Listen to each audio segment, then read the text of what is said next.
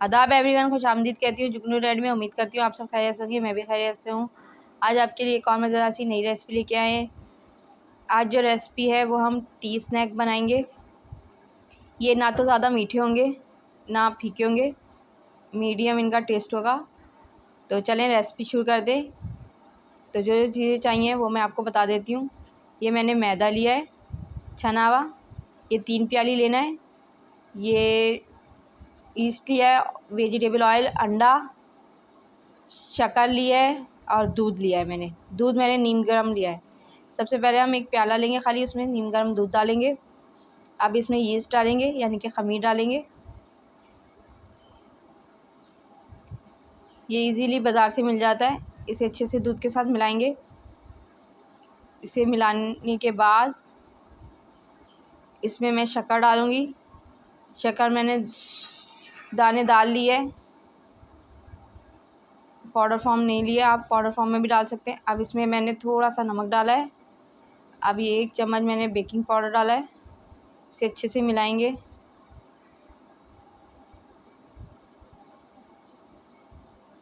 खूब अच्छी तरीके से अच्छे से मिला लें, कोई लम्स ना रहे। अब ये अंडा एक अंडा तोड़ के डालेंगे इसमें।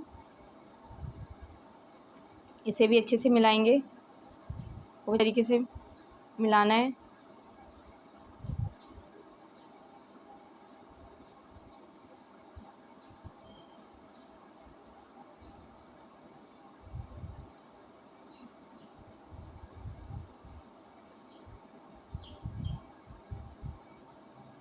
अब ये जो छना हुआ मैदा है ये डालेंगे हम, तकरीबन 3 प्यालियाँ, थोड़ा थोड़ा करके डालेंगे हम।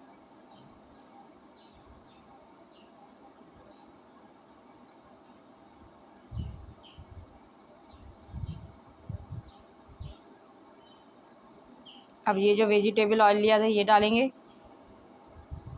ये हमारा डो बन गई है। अब इसे रख देंगे 4 से 5 घंटे के लिए, या ओवरनाइट इसे रख देंगे। ये हमारा बन गया है, ये देख लें आप। अब खुश्की डाली है मैंने और उस पर ये डो गिरा लिया था।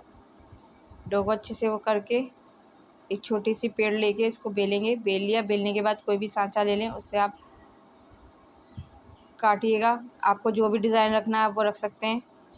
साइज़ भी अपने हिसाब से जैसा बड़ा छोटा रखना है वो रखें। ये मैंने बना लिए प्लेट में।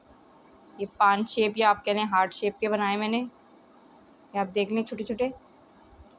इन्हें हम साइड पे रखेंगे। अब एक कढ़ाई लेंगे। ये कढ़ाई ले लिए मैंने, इसमें मैंने घी डाल दिया है। जैसे घी हमारा पिघल जाएगा, गर्म हो जाएगा, तो हम इसमें डीप फ्राई करेंगे इसे। ये देखें एक एक करके मैंने डाल दिए हैं, डीप फ्राई कर रहे हैं।